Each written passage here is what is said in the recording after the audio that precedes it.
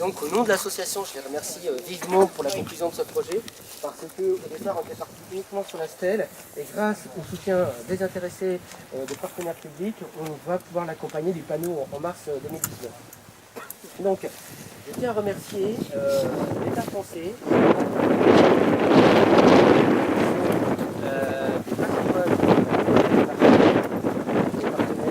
le deuxième partenaire, c'est le Conseil communal de Saint-Loire. Troisième partenaire,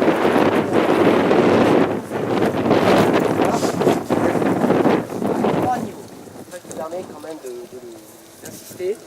Le premier niveau, c'est le service de la barre départementale à l'entrée qui a assuré gracieusement, bénévolement, et quelle est la proposition d'assurer le terrassement de la stèle. Premier remerciement.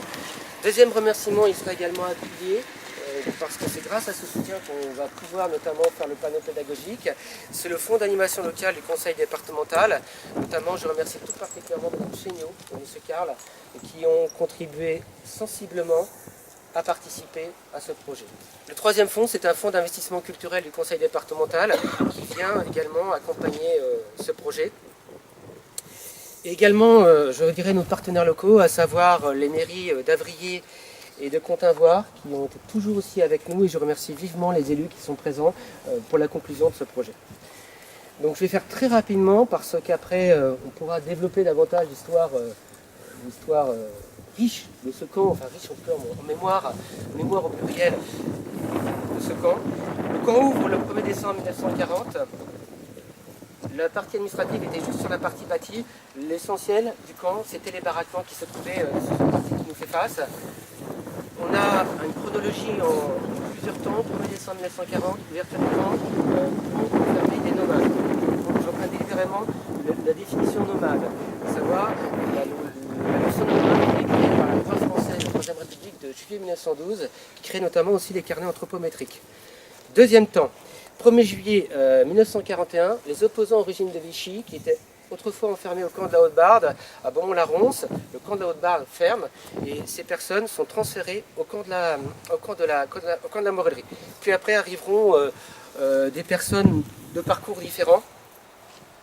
Fermeture du camp en deux temps. Le 8 novembre 1941, les nomades sont transférés du camp de la Morellerie au camp de Montreuil-Bellay, par la gare de Port-Boulet. Et en 2015, l'association La Mémoire de la Haute-Barde, puisque notre association est née du travail de mémoire sur le camp de la Haute-Barde à Beaumont-la-Ronce, les nomades, les 256 nomades, dont plusieurs enfants de moins de 10 ans, sont transférés le 8 novembre 1941 du camp de la Morellerie au camp de Montreuil-Bellay.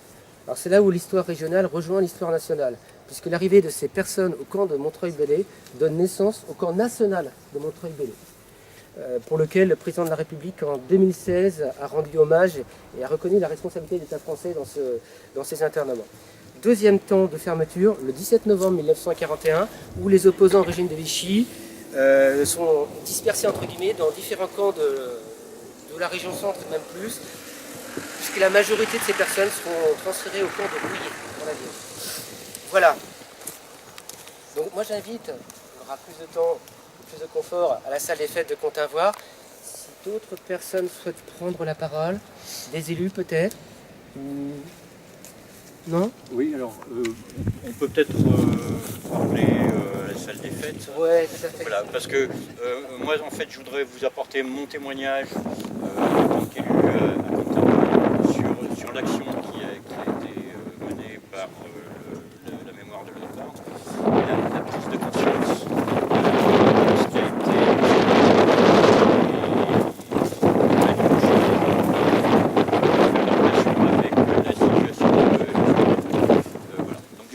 J'aimerais parler de tout ça, mais on sera peut-être mieux au jour. En l'honneur de ceux qui ont été internés, je pense qu'on peut avoir une minute de silence parce qu'il y a eu des morts dans ce camp et il y a eu des gens qui ont été déportés aussi sur le camp de la Lande amont et qui sont morts en déportation. Pardon.